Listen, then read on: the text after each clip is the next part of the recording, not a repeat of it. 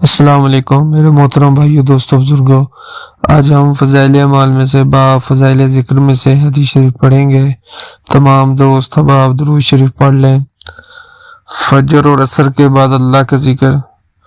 حضور اقدس صلی اللہ علیہ وسلم اللہ جل جلالہ کا پاک ارشاد نقل فرماتے ہیں کہ تو صبح کی نماز کے بعد اور عصر کی نماز کے بعد تھوڑی دیر مجھے یاد کر لیا کر، میں درمیانی حصے میں تیری کفایت کروں گا۔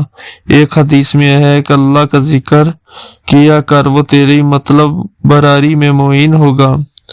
فائدہ: آخرت کے واسطے نہ صحیح دنیا کے واسطے ہم لوگ کیسی کیسی کوششیں کر ڈالتے ہیں، کیا بگڑ جائے اگر تھوڑی دیر صبح اور عصر کے بعد اللہ کا ذکر بھی کر لیا کریں۔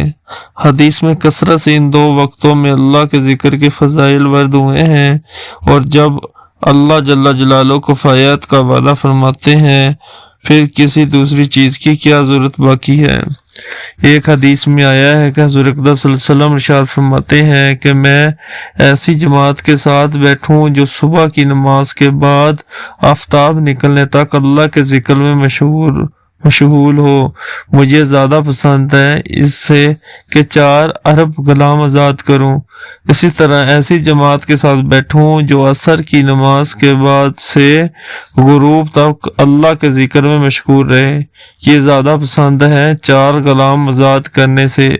ایک حدیث میں ہے کہ جو شخص صبح کی نماز جماعت سے پڑھے پھر آفتاب نکلنے تک اللہ کے ذکر میں مشغول رہے اور پھر 2 رکعت نفل پڑھے، اس کو ایسا ثواب ملے گا جیسا حج اور عمرہ پر ملتا ہے، اور حج اور عمرہ بھی وہ جو کامل ہو۔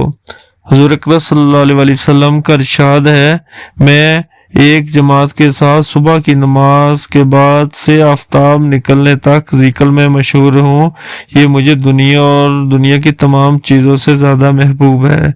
اسی طرح عصر کی نماز کے بعد سے غروب تک ایسی جماعت کے ساتھ ذکر میں مشغول رہوں، یہ مجھے دنیا اور دنیا کی تمام چیزوں سے زیادہ پسند ہے۔